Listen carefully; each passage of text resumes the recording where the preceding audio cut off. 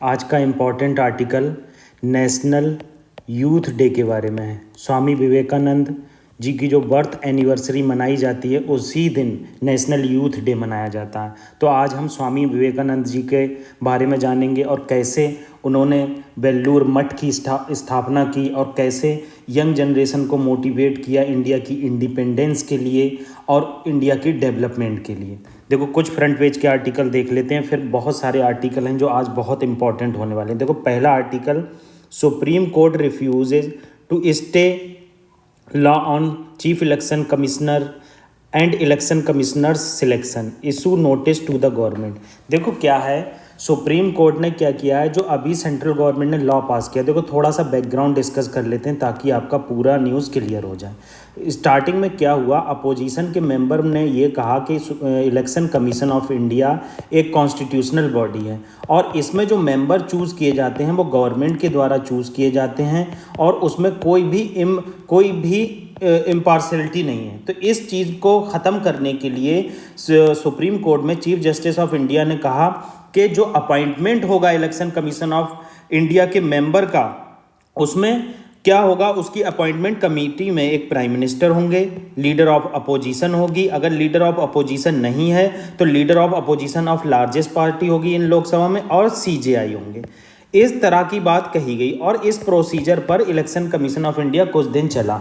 मगर क्या हुआ, रिसेंटली गवर्नमेंट ऑफ इंडिया ने अभी इलेक्शन कमीशन ऑफ इंडिया एक एक्ट लाई और उसमें अमेंडमेंट किया। उस एक्ट में अमेंड करके क्या किया गया, देखो इसमें क्या हुआ, सारे के सारे मेंबर सेम रहे। प्राइम मिनिस्टर रहा सिलेक्शन कमेटी में, लीडर ऑफ अपोजिशन रहा लोकसभा में, और सीजेआई को रिमूव कर यहाँ पर प्राइम मिनिस्टर एक कैबिनेट मिनिस्टर को ले लेंगे। आप कैबिनेट मिनिस्टर को ले लेंगे, मगर सुप्रीम कोर्ट ने कहा था कि जो कमेटी बनाई जाएगी उसमें सीजेआई का होना कंपलसरी है।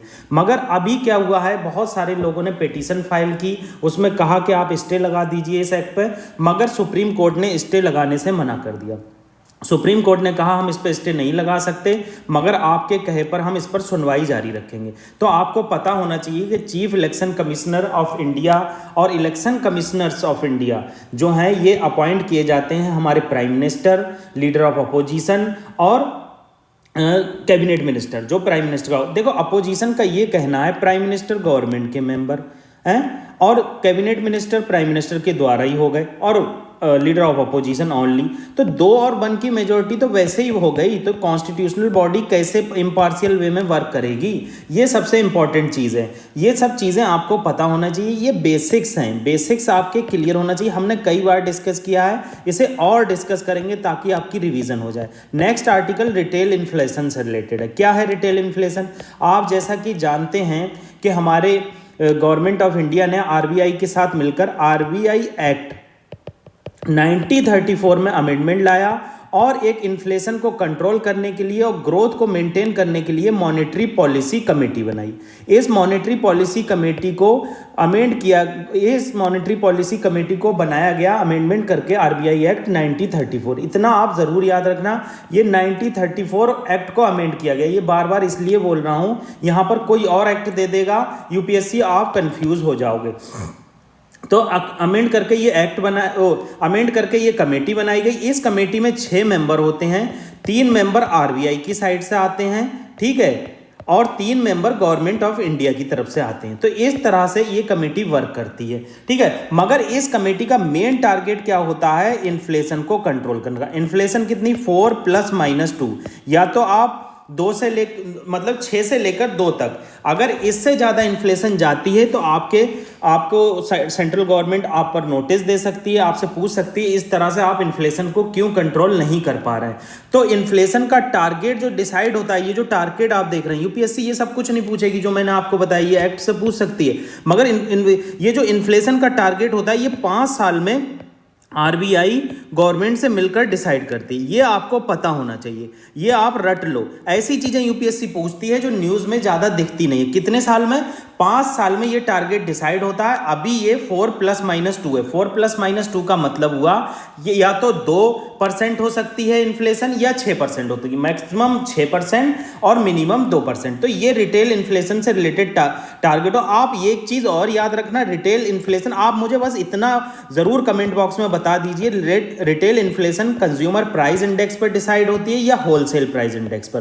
कमेंट बॉक्स में जरूर कमेंट करिए, क्योंकि हमारे पास रिसोर्सेज का अभाव है। अगर कमेंट करते हैं आप, लाइक करते हैं, तो हमें बहुत ज़्यादा बेनिफिट होगा। प्लीज़ आपसे मेरी रिक्वेस्ट है, ये सब हमारे लिए ज़रूर कीजिए। तो पहला एक्सप्लेन्ड आर्टिकल डिस्कस करते हैं हम स्वामी विवेकानंद जी के बारे में। आप जानते हैं 12 जनवरी 1863 को हमारे स्वामी विवेकानंद जी का जन्म हुआ था। इसी दिन 1984 में इंडियन गवर्नमेंट ने क्या किया, 1984 से गवर्नमेंट ने क्या किया, इस दिन नेशनल यूथ डे मनाया जाने लगा। यूथ डे का मतलब होता है, क्योंकि हमारे स्वामी विवेकानंद जी ने बहुत सारी यंग जनरेशन को मोटिवेट किया था फ्रीडम स्ट्रगल के लिए और स्किल डेवलपमेंट के लिए और परेशानियों से जूझकर एक अच्छा नागरिक बनने के लिए। तो इसी दिन को हम नेशनल यूथ डे कहते हैं। ये आप अच्छे से याद रख लेना। ये उनके द्वारा एक कोट है।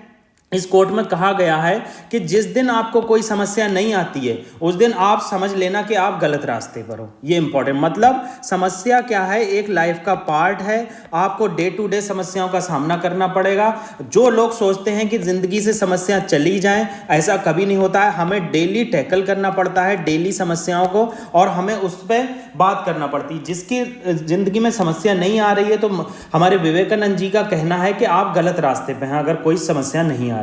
अब नेशनल यूथ डे इसी दिन स्वामी विवेकानंद जी की बर्थ एनिवर्सरी पर क्या कहते हैं, मनाया जाता है। आप एक चीज यहां ध्यान से देख लो, महाराजा अजीत सिंह थे खेत्री स्टेट के।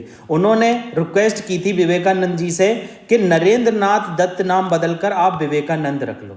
तो 1893 में विवेकानंद जी ने क्या किया, अपना नाम नरेंद्र नाथ दत्त से बदलकर विवेकानंद रख दिया। ये याद रखना है, ये बेसिक डिटेल है, किसके द्वारा कहा गया था और क्यों बदला गया। ठीक है, अगली इंपॉर्टेंट चीज कंट्रीब्यूशन देख लेते हैं।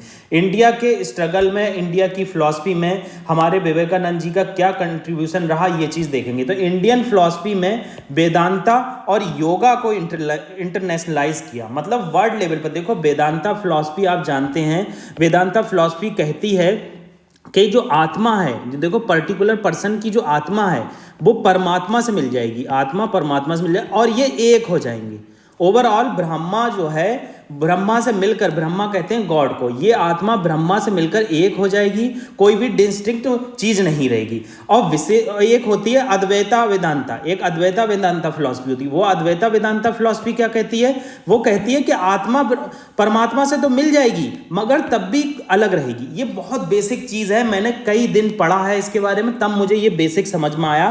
प्लीज आप नोट जरूर कर लीजिएगा। क्या बेसिक चीज है कि वेदांता फिलॉसफी कहती है कि आत्मा ब्रह्मा से मिलकर, मतलब ब्रह्मा का मतलब हो गया गॉड, एक ही हो जाती है। ओवरऑल वो एक ही सो होती है, उसमें कुछ भी डिस्टिंक्शन सो नहीं होता है, डिफरेंस सो नहीं होता है। जबकि अद्वैता वेदांता फिलॉसफी क्या कहती है कि आत्मा ब्रह्मा से तो मिल जाती है मगर कुछ अलग सा दिखता है, ऐसे मान लेते हैं वेन डायग्राम की तरह, कुछ अलग सा दिखता है। तो ये है, तो वेदांता और योगा को इंटरनेशनलाइज करने में, वर्ल्ड लेवल पर पहुंचाने में हमारे विवेकानंद जी का बहुत बड़ा योगदान रहा। इन्होंने प्रीच किया न्यू वेदांता को। न्यू वेदांता का क्या मतलब है, इन्होंने कंबाइन किया इंडियन स्पिरिचुअलिटी को और वेस्टर्न कल्चर के मटेरियल प्रोग्रेस को। इससे मिलकर इन्होंने न्यू वेदांता फिलॉसफी दी। हिंदुइज्म के जो थॉट हैं वो वेस्टर्न लेंस से देखे जाएं, कैसे हम मटेरियल प्रोग्रेस के साथ साथ स्पिरिचुअल प्रोग्रेस भी करते रहें। ठीक है, इन्होंने एजुकेशन को बहुत एम्फेसाइज दिया और एजुकेशन ऐसी होना चाहिए जो कैरेक्टर बिल्डिंग पर हो।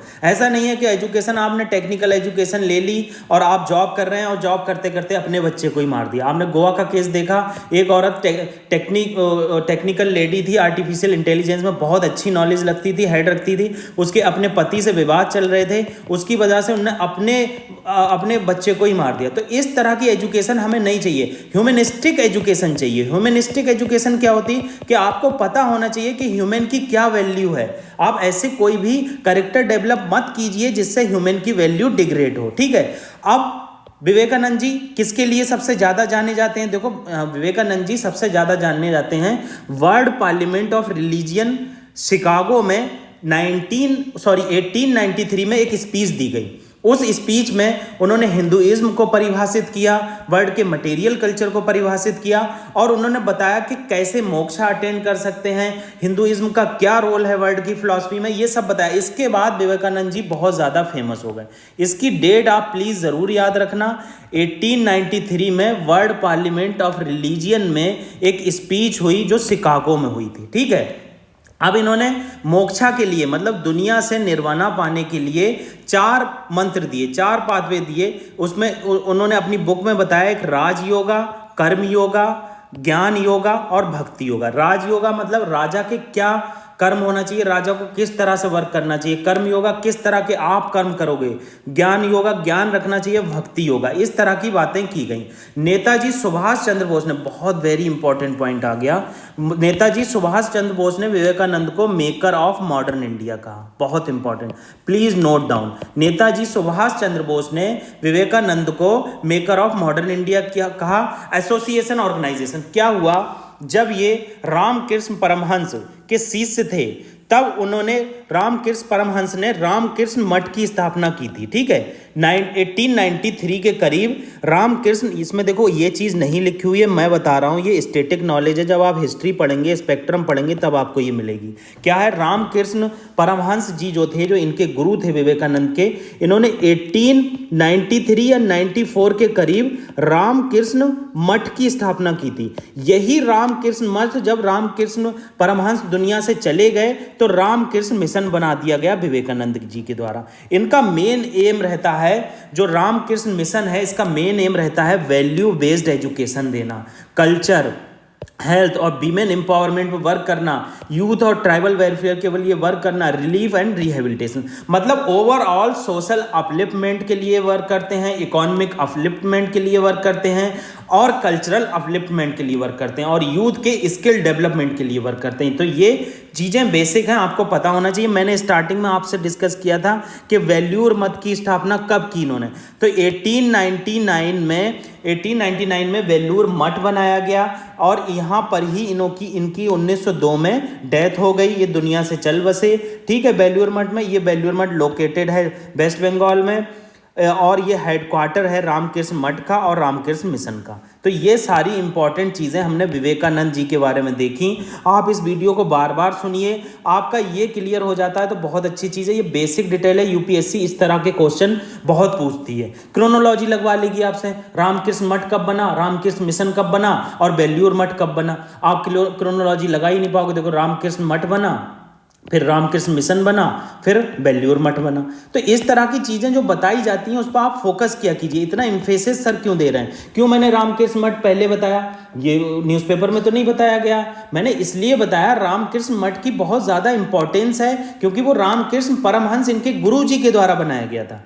अब आगे क्या बताया गया कि नेशनल यूथ डे के बारे में हम जान लेते हैं। देखो, 1984 में क्या हुआ, इंडियन गवर्नमेंट ने डिक्लेयर कर दिया स्वामी विवेकानंद की बर्थ एनिवर्सरी को as a national youth day. ठीक है, और इस दिन से पूरे ऑल ओवर इंडिया में नेशनल यूथ डे मनाया जाने लगा। ठीक है, इसमें हाईलाइट किया गया कि यूथ को किस तरह से फ्यूचरिस्टिक बनाया जाए, स्किल डेवलपमेंट किया जाए, मोटिवेट किया जाए कि आप समस्याओं से मत घबराइए, समस्या एक लाइफ का पार्ट है। देखो, pain is a part of life, don't go through it, grow through it. ये बहुत अच्छा कोटेशन है। Pain is a part of life, don't go through it मतलब इसके साथ मत बहो, ग्रो थ्रू इट मतलब इससे अपने आप को ऊपर को बढ़ाओ। तो ये बहुत इंपॉर्टेंट चीज है। ठीक है, यही चीज यहां पर यूज हुई है। अगला आर्टिकल, हमारे प्राइम मिनिस्टर जी ने मुंबई ट्रांस हार्बर लिंक, जो पहले मुंबई ट्रांस हार्बर लिंक के नाम से जाना जाता था, अब उसको अटल सेतु नवाहा सेवा सी लिंक के नाम से जाना जाएगा। नवाहा सेवा एक जगह है और इस जगह से ये लिंक होएगा रोड। ये सब चीज़ें हम देखेंगे। देखो, मेगा इंफ्रास्ट्रक्चर प्रोजेक्ट है, ये रिवोल्यूशनाइज करेगा ट्रेवल बिटवीन सेवरी एंड चिरली। हम सेवरी और चिरली को पहले देख लेते हैं। देखो, ये है सेवरी मुंबई में और ये है देखो चिरली। यहीं पर नवाहा नवा सेवा कुछ करके है, और ये शिवाजी टनल है, ये मुंबई, ये देखो नवी मुंबई से ऐसे हम लोग जाते थे पहले। अब क्या है, ये ब्रिज बन जाएगा तो केवल 21 किलोमीटर में हम बहुत इजीली आसानी से जा सकेंगे, ठीक है।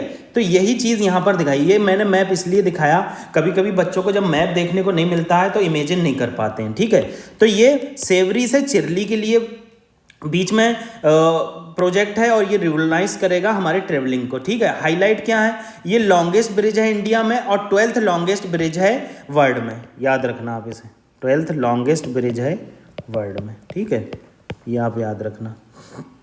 अगली बात क्या कहेंगे, लॉन्गेस्ट सी ब्रिज है, मतलब ये अब इंडिया में सब चीज़ लॉन्गेस्ट हो गया, ठीक है। पहले एक भूपेश हजारिका करके ब्रिज था वेस्ट बंगाल में, वो सॉरी आसाम में, वो सबसे लंबा ब्रिज था। अब ये सबसे लंबा ब्रिज क्या हो गया, अटल सेतु नवाहा सेवा सी लिंक, ठीक है। अब ये 21 किलोमीटर का ब्रिज है, जिसमें 5 किलोमीटर लैंड का एरिया है और 16 किलोमीटर जो लेंथ है वो हमारे सी में है, तो सी में ज़्यादा है, ठीक है। नेम्ड इसका रखा गया हमारे former prime minister Atal Bihari Vajpayee ji के नाम पर, ठीक है। इसको ये सिवरी मैंने आपको दिखा दिया मुंबई से, ये एंड करेगा नवाहा सेवा यूरान तालुका रायगढ़ डिस्ट्रिक्ट, मतलब मुंबई के आसपास ही, ठीक है। अब इसे बनाया गया है, फाइनेंस किया गया है जापान इंटरनेशनल कोऑपरेशन एजेंसी के द्वारा। उन्होंने करीब 80% तक पैसा दिया है, बाकी पैसा 20% जो बचा वो सेंट्रल और स्टेट गवर्नमेंट के द्वारा शेयर कर लिया गया। आपको यहाँ ये याद रखना ज़रूरी है, मैं आपको ये भी बताता हूँ क्या चीज़ याद रखना ज़रूरी है, किसने फाइनेंस किया। कभी कभी यहाँ वर्ल्ड बैंक आ जाता है, आप कहोगे हाँ वास्तव में वर्ल्ड बैंक किया होगा, नहीं, जापान इंटरनेशनल कोऑपरेशन एजेंसी ने किया, ठीक है। इससे पहले जो लॉन्गेस्ट ब्रिज था वो भूपेन हजारिका ब्रिज था, जो ब्रह्मपुत्र रिवर था आसाम पर, ये 9.5 के करीब किलोमीटर ब्रिज था रावी, मतलब रिवर के ऊपर, ब्रह्मपुत्र रिवर के ऊपर। तो ये इंपॉर्टेंट आर्टिकल था हमारा, किससे रिलेटेड, अटल सेतु नवाहा सेवा ब्रिज से रिलेटेड। नेक्स्ट आर्टिकल हम देख लेते हैं आर्टिफिशियल इंटेलिजेंस से रिलेटेड। ये बहुत इंपॉर्टेंट आर्टिकल है, क्योंकि ये आर्टिफिशियल इंटेलिजेंस दुनिया के लिए बहुत घातक साबित होती आई है, तो इसलिए इसे देखना बहुत ज़रूरी है, ठीक है। आप इसके बारे में हम डिस्कस कर लेते हैं। देखो क्या हुआ, ये न्यूज़ में क्यों है। अभी रिसेंटली यूके में आर्टिफिशियल इंटेलिजेंस सेफ्टी समिट हुआ। यूके की एक जगह है ब्लेचले पार्क, ये देखो आप, ये ब्लेचले पार्क है। इस ब्लेचले पार्क में ही डिक्लेरेशन आया, Bletchley declaration. Bletchley declaration mainly किससे रिलेटेड था, जो कंसर्न आ रहे हैं हमारे आर्टिफिशियल इंटेलिजेंस से रिलेटेड, जिसे हमें टैकल करना है। जैसे कंसर्न क्या है, अनएम्प्लॉयमेंट रेट बहुत ज़्यादा बढ़ जाएगा, और देखो मर्जिंग हो रहा है वीडियो का, मर्जिंग हो रहा है विमेन की इमेजेस का, तो आप विमेन जो है इमेजेस शेयर करते भी डर रही हैं। तो about artificial intelligence safety summit, देखो क्या है, यूके ने ये artificial intelligence safety summit organise हुआ। इसमें 27 कंट्रीज़ ने पार्टिसिपेट किया, टेक्नोलॉजी एक्सपर्ट ने पार्टिसिपेट किया, ग्लोबल लीडर आए, प्राइवेट ऑर्गेनाइजेशन आया और यूरोपियन यूनियन आया, ठीक है। इसका ऑब्जेक्टिव क्या है कि कॉम्प्रिहेंसिव फ्रेमवर्क बनाना। देखो यूरोपियन यूनियन एक ऐसा यूनियन बन गया है जिसने सबसे पहले आर्टिफिशियल इंटेलिजेंस से रिलेटेड फ्रेमवर्क बनाया, पॉलिसी बनाई, किस तरह से उस आर्टिफिशियल इंटेलिजेंस को यूज़ किया जाएगा, सर्विलेंस का कहाँ मिसयूज़ हो सकता है, ठीक है। तो यही सब चीज़ इसमें भी यूज़ की जाएगी। अब वो जो यूरोपियन यूनियन के द्वारा जो पॉलिसी बनाई गई है वो कहीं ना कहीं यहाँ बेनिफिट करेगी, ठीक है। तो ये रिस्क जो है, जो उसके द्वारा पोटेंशियल रिस्क है, उसको मिटिगेट करने के लिए कॉम्प्रिहेंसिव फ्रेमवर्क बनाया जाएगा, ठीक है। अब ये देखो ब्लेचले पार्क क्यों फेमस है, ऐसे क्वेश्चन बहुत यूपीएससी पूछता है। ब्लेचले डिक्लेरेशन आपसे नहीं पूछेगा ब्लेचले पार्क क्यों फेमस है। तो ब्लेचले पार्क इसलिए फेमस है, जब सेकेंड वर्ल्ड वॉर हुई थी तो ये हेडक्वार्टर की तरह था, और ये क्या करता था, कोड ब्रेकर करता था। कोड ब्रेकर क्या हो गया, जैसे कोई टेक्निकल सेकेंड वर्ल्ड वॉर में इंस्ट्रूमेंट है, उसमें कोड ब्रेक करना, कंप्यूटर का यूज करना, तो इस तरह से ब्लेचले पार्क में ये सब किया जाता था। अब ब्लेचले डिक्लेरेशन के बारे में आप देख लो क्या है ब्लेचले डिक्लेरेशन। अब क्या बताया गया, जो आर्टिफिशियल इंटेलिजेंस सेफ्टी समिट है, ये नेक्स्ट ईयर क्या होगा, साउथ कोरिया में। और नेक्स्ट ईयर नहीं है, ये 6 मंथ में हो रहा, आप ये भी याद रखना, ये एवरी 6 मंथ में हो रहा। उससे 6 मंथ, उसके बाद 6 मंथ के अंदर फ्रांस में होगा। ये अभी जल्दी हो रहा है, इस वजह से हो रहा है, उसका रीजन है आर्टिफिशियल इंटेलिजेंस से रिलेटेड प्रॉब्लम्स को कोडिफाई करना और जल्द से जल्द हमें चीज़ों को देखना, ठीक है। अब ब्लेचले डिक्लेरेशन कितने लोगों ने साइन किया, 27 कंट्री ने इसे साइन कर लिया, जिसमें इंडिया और चाइना है, ये आप ज़रूर याद रखना, ठीक है। ब्लेचले डिक्लेरेशन क्या है? इंटरनेशनल कोऑपरेशन है ट्रांसफॉर्मिंग टेक्नोलॉजी एडवांसमेंट, मतलब जो ट्रांसफॉर्मिंग टेक्नोलॉजी है आर्टिफिशियल इंटेलिजेंस से रिलेटेड, उसको प्रोटेक्ट करना, उससे रिलेटेड लॉ बनाना, यही सब है शेयर रिस्पॉन्सिबिलिटी। हर कंट्री को अपनी रिस्पॉन्सिबिलिटी देखना चाहिए और प्रायोरिटाइज करना चाहिए आर्टिफिशियल इंटेलिजेंस को। तो ये सब आर्टिकल हमारे द्वारा देखे गए, आर्टिफिशियल इंटेलिजेंस से रिलेटेड, नेशनल यूथ डे से रिलेटेड, विवेकानंद जी से रिलेटेड और अटल सेतु से रिलेटेड। बहुत इंपॉर्टेंट डिस्कशन था। अगर आपको कोई भी संदेह है, कोई प्रॉब्लम है तो हमें ज़रूर बताइए। हमारे चैनल को सब्सक्राइब और लाइक ज़रूर कर लीजिए और कोई भी प्रॉब्लम आ रही तो हमारे टेलीग्राम चैनल पर ज़रूर हमसे संपर्क कीजिए। हम आपकी हर संभव साइकोलॉजिकल और कैसे भी मदद हो सकेगी वो करेंगे। Thank you very much.